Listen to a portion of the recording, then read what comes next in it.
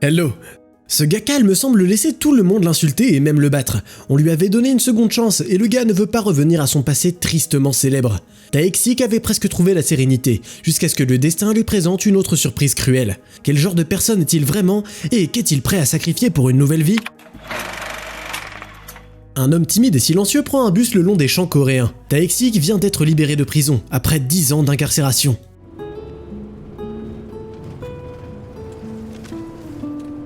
Dans un cahier, il a fait une liste des choses qu'il avait l'intention de faire quand il serait sorti de prison, et il raye les points une fois qu'ils ont été faits. Beaucoup de choses ont changé dans sa ville natale, mais le Sunflower Diner est toujours ouvert au même endroit qu'il y a 10 ans. Le gars va là-bas pour rencontrer la gérante, mais Ijo, une serveuse, dit qu'elle ne sera pas là avant la fin de l'après-midi et le chasse. Le gars va au bain public et barre un autre point de son cahier. Là, pour la première fois de sa vie, Tae voit une serrure électronique sur son casier. Il commence à l'examiner avec intérêt, ce qui agace un employé du bain. L'homme parle au visiteur comme s'il avait une déficience mentale, mais quand le gars enlève sa chemise, il avale sa langue de peur. Le corps de Taexic est recouvert de tatouages badass de criminels. Dans la soirée du même jour, le policier Min Seok et son partenaire regardent depuis leur voiture un membre d'un gang local battre brutalement une fille au milieu de la rue. Ils tentent de déterminer si le méchant appartient à un gang dirigé par Cheon-moo ou Young-ji. Les policiers racontent que les chefs de gang étaient les meilleurs amis avant, mais que maintenant, ils sont sur le point de déterminer qui aura une boîte de nuit d'élite, l'Oracle, et que ça a créé des tensions.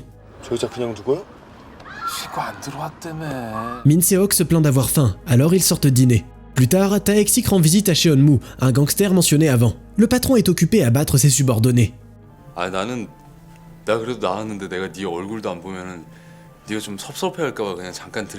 Cheon-moo respecte beaucoup Taexic et il lui offre son aide, mais le gars ne veut rien. Puis il rend visite à Young-ji qui semble être très heureux d'accueillir son vieil ami. Mais après avoir dit au revoir, l'homme crache après lui et ordonne à ses hommes de garder un œil sur le loup solitaire. Taexic retourne au restaurant pour demander un lit pour la nuit à la gérante, Toksha. Elle se révèle être sa mère adoptive et elle salue affectueusement son fils, bien qu'elle exprime ses sentiments de manière plutôt ambiguë. Sa propre fille, Ijo, ne partage pas le bonheur de la mère et elle agit de manière hostile envers le gars. C'est pourquoi elle reçoit même quelques coups de la femme. Elle voit son demi-frère timide comme un imbécile et un fardeau.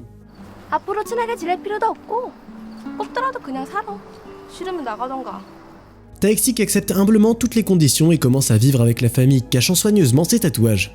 Le lendemain, le politicien local Panso mène une campagne électorale, promettant aux marchands de reconstruire le marché. À peine capable de contenir son dégoût, il serre la main des roturiers pour obtenir leur vote. Taexic vient s'enregistrer au poste de police. Il est accueilli par Min Seok, qui s'avère être un de ses anciens camarades de classe.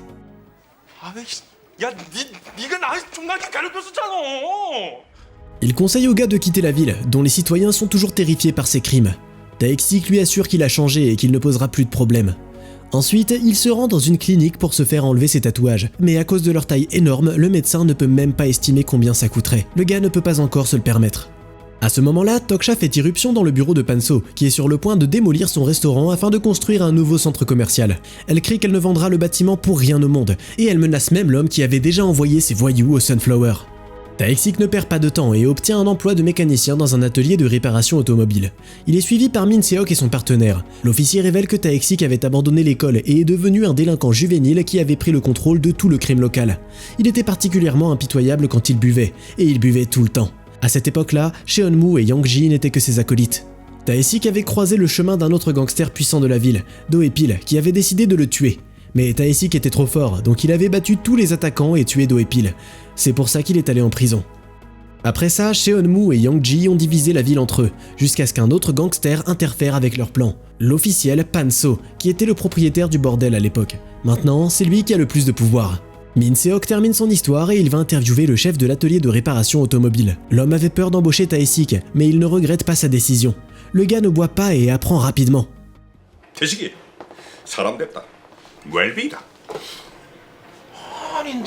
Pendant ce temps-là, Panso est sur le point de demander de l'aide à Cheon-moo et à Young-ji pour détruire le Sunflower Diner. Taexic, quant à lui, va à l'université, où il rencontre Ijo. Il veut apprendre l'anglais et sa sœur ne peut pas croire que le gars apparemment stupide s'en sort mieux en maths qu'elle. L'enseignante de la jeune fille s'avère également être une vieille connaissance de Taexic, et elle dit qu'elle lui a même rendu visite en prison, mais qu'il ne voulait pas sortir pour la voir. Taexic et sa sœur rentrent ensemble, mais sur le chemin, Taexic est attaqué par un gars nommé Song-jin, qui est amoureux de Ijo. Il envoie 3 de ses hommes de main pour attaquer l'ancien criminel, et pendant le combat, il déchire la chemise du gars et le laisse partir dès qu'il voit ses tatouages. Tae-sik n'essaie même pas de riposter contre ses agresseurs, car il s'était promis qu'il ne se battrait plus jamais. Après l'incident, Ijo s'adoucit et aide à soigner les blessures de son frère. Et Panso célèbre déjà son élection au conseil municipal. Il doit choisir à qui donner l'oracle, Cheonmu ou Yangji. Le politicien décide que la personne qui se débarrassera du Sunflower en premier aura le grand prix. Cheonmu semble être plus déterminé à l'obtenir, et le lendemain, lui et ses hommes commencent à s'en prendre au restaurant. À sa grande surprise, il rencontre Tae-sik qui démontre sa force pour la première fois. 아니 그게 말이야. 알아. 우리 어머니 집이다. 어머니 집? Cheonmu s'excuse et comprend pourquoi Yangji était aussi hésitant. Il savait déjà à qui il aurait affaire. Le bandit craint que Tae-sik puisse mettre en place quelque chose et qu'il ne fait que genre qu'il est inoffensif. Panso apprend l'échec de Cheonmu et il se méfie également du retour de l'homme qui a tué Do-e-pil. Tae-sik apprend à sa sœur comment résoudre les intégrales. Un compagnon de cellule l'avait aidé à améliorer ses compétences en mathématiques, et maintenant c'est Ijo qui a l'air stupide, alors le gars la taquine. Avec son premier salaire gagné honnêtement, le fils offre une paire de chaussures à sa mère. Elle offre aussi la caméra qu'elle voulait tant à Ijo. Mais la sœur, qui est jalouse du succès de son frère, n'accepte pas le cadeau tout de suite. Au final, elle se confie à lui pour de bon, puis elle voit le cahier avec la liste des choses à faire de Tae-sik. Le cahier s'avère être un cadeau de Toksha, que la femme lui avait apporté lors d'une visite en prison. Ijo se moque des désirs naïfs de son frère de se saouler au Coca-Cola, ou bien de pique-niquer. Bientôt, ils emmènent leur mère avec eux et sortent à la campagne pour qu'ils passent du temps ensemble, comme une famille heureuse. Ijo chante et prend des photos. La nuit, Tae-sik reçoit la visite d'une vieille connaissance, Byung-jin, qui l'a battu le jour où Do-e-pil a été tué. L'homme travaille comme chauffeur de Panso, et il avertit que le gars ferait mieux de quitter la ville, parce que Panso ne reculera devant rien pour démolir le Sunflower. Yangji et Cheonmu découvrent que cette conversation a eu lieu. Ils croient que Byung-jin a été envoyé par son patron, qui propose à Tae-sik de diriger l'oracle à leur place. Ils décident d'agir. Et Tae-sik commence à enlever ses tatouages en compagnie de sa sœur. 너 정말 사람이 말아 왜 그래요 정말 Elle propose d'aller à la même université, et le gars écrit ce souhait dans son cahier. Le lendemain, Cheonmu et ses hommes retournent au Sunflower, et ils exigent que Toksha vende la terre. La femme ne se laisse pas faire, et elle est prête à combattre les bandits par elle-même. Ils la jettent dans la rue et détruisent le restaurant. Ijo, qui vient de rentrer des courses, frappe Cheonmu avec son appareil photo, puis elle court appeler son frère à l'aide. Min-seok et son partenaire ne sont pas loin, mais ils n'interviennent pas, comme d'habitude. Tae-sik trouve Cheonmu et sa bande dans un bar alors qu'ils célèbrent leur succès. Ils n'attaquent pas, et ils demandent seulement à voir Panso. Une fois devant lui, Tae demande calmement au gangster de ne pas déranger sa mère. Panso propose au gars de rejoindre son entreprise, mais Tae-sik refuse tout aussi calmement et répète sa demande.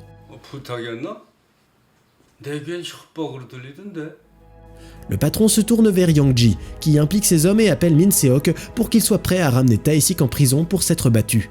Un couple de gros gars arrive à l'atelier automobile.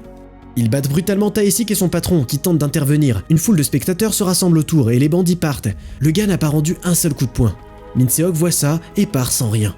Une nuit, Song-jin rend visite au Sunflower. Toksha le jette dehors, mais avant de partir, il dit à la femme ce qu'il a appris récemment.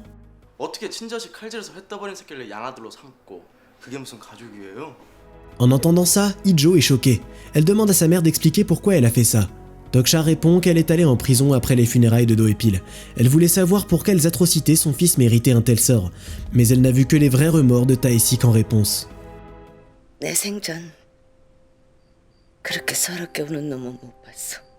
Elle lui a pardonné et elle a même décidé de l'adopter.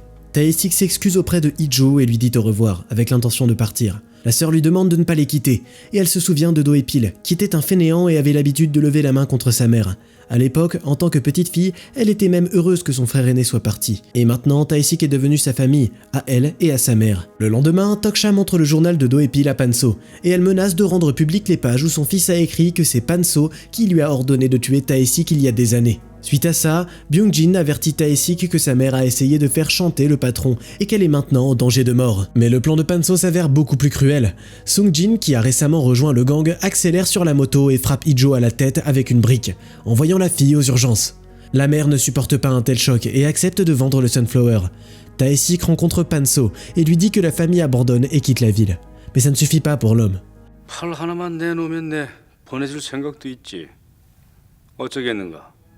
Le gars pose sa main droite sur la table, et Byung-jin y enfonce un couteau, paralysant définitivement sa main. Mais une fois seul avec Tae-sik, Byung-jin avoue qu'il a trompé son patron et que sa main ira bien. Même si le restaurant appartient à Panso maintenant, il veut toujours se débarrasser de la gérante qui en sait trop. Toksha fait ses valises le soir, et elle trouve des photos de son fils décédé. 사랑하는 내 아들아, 네 얼굴을 다시 한번 볼 수 있으면 좋으련만. Après la mort de son mari, elle s'est retrouvée avec une jeune fille dans ses bras et sans argent pour vivre. À cette époque, Doepil est devenu sa seule source de soutien, et il l'a aidé à ouvrir son propre restaurant. C'est pourquoi la femme voulait en sauver le Sunflower. Là, Yang-ji se faufile derrière elle et lui jette un nœud coulant autour du cou. Il prend le journal de Doepil et il fait une mise en scène faisant croire à un suicide. Dévasté par le chagrin, Tae-sik découvre sa mère. Après les funérailles, ils commencent à démolir le Sunflower. Mais avant ça, le gars découvre la bague de Yang-ji dans la chambre de sa mère et se rend compte de ce qui s'est passé. Ijo se réveille à l'hôpital et pose des questions sur sa mère, mais Tae-sik décide de ne pas la choquer avec les nouvelles. Le soir, alors que Panso et sa bande célèbrent leur succès à l'oracle, Tae-sik se saoule, se remémorant amèrement sa mère. Il se présente sur le pas de la porte. 다 가져가야만 숙이 후련했냐? 씨발 새끼들아. Tae-sik demande à Byung-jin de partir avant qu'il n'entame sa vengeance. Le gars a versé de l'essence autour du bâtiment à l'avance et a mis le feu. Alors que certains bandits essaient d'éteindre le feu, Tae-sik commence à tuer et à s'en prendre aux bandits. Ne ressentant aucune douleur et instillant la terreur chez les bandits, il arrive à Cheonmu et Yang-ji, qui l'étranglent tous les deux à main nue. Les bandits survivants laissent leur patron derrière eux. 내 진작에 이럴 줄 알았지. 내 손으로 정리했어야 했는데. Après avoir exigé la vengeance, Tae-sik brûle dans le bâtiment en flammes. Il se souvient de la brève période de sa vie paisible et heureuse qu'il doit à sa mère adoptive et à sa sœur. Ijo a récupéré de ses blessures, et quelques années plus tard, elle est diplômée en mathématiques avec mention. Dans ses mains se trouve un carnet avec la photo qu'ils avaient prise ensemble au pique-nique. Elle raille le point sur l'obtention du diplôme.